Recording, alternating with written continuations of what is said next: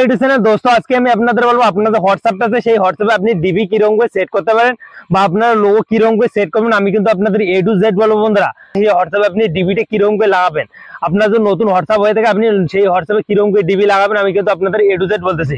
সবার প্রথমে আপনি কিন্তু হোয়াটসঅ্যাপে ক্লিক করে দেবেন। হোয়াটসঅ্যাপে ক্লিক করে দেওয়ার পর বন্ধুরা আপনাদের কিন্তু এরকম একটা সেটিং চলে যাবে। আপনার যে হোয়াটসঅ্যাপটা আছে সেই হোয়াটসঅ্যাপটা কিন্তু এরকম একটা ইন্টারফেস চলে আসবে।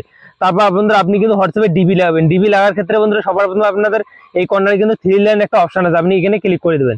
এখানে ক্লিক করে দেওয়ার পর বন্ধুরা এখানে কিন্তু একটা ইন্টারফেস চলে আসে, সেটিং নামে একটা অপশন আছে সবারই নিচে, এখানে আপনি ক্লিক করে দেবেন বন্ধুরা। তারপর এখানে ক্লিক করে দেওয়ার বন্ধুরা এরকম কিন্তু একটা ইন্টারফেস চলে যায়। আপনি কিন্তু এখান থেকে আপনার যে হোয়াটসঅ্যাপ আছে সেই হোয়াটসঅ্যাপে আপনি কিন্তু নতুন হোয়াটসঅ্যাপে কিন্তু একটা ডিবি সেট করতে পারেন।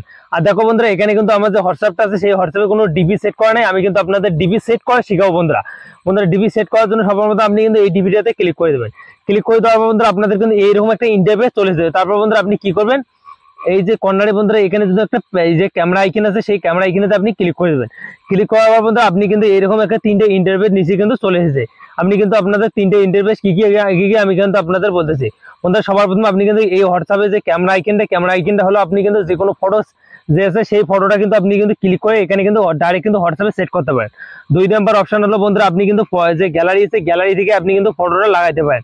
3 নম্বর অপশন আপনি কিন্তু যে হোয়াটসঅ্যাপটা আছে সেই হোয়াটসঅ্যাপে কিন্তু আপনাদের যে অ্যাডভান্স সেটিং বা আপনাদের যে ইয়াগুলো আছে হোয়াটসঅ্যাপে কিছু কার্টুন বা ইমোজি আছে সেই ইমোজিগুলো সেট করতে পারেন বন্ধুরা। সাধারণত আপনাদের করতে হবে আপনারা যে হোয়াটসঅ্যাপটা আছে সেই হোয়াটসঅ্যাপে আপনি কিন্তু ফটো সেট করবেন, আপনাদের পছন্দের ফটো কিন্তু আপনি সেট করবেন। তার জন্য আপনাদের গ্যালারিতে যাইতে হবে।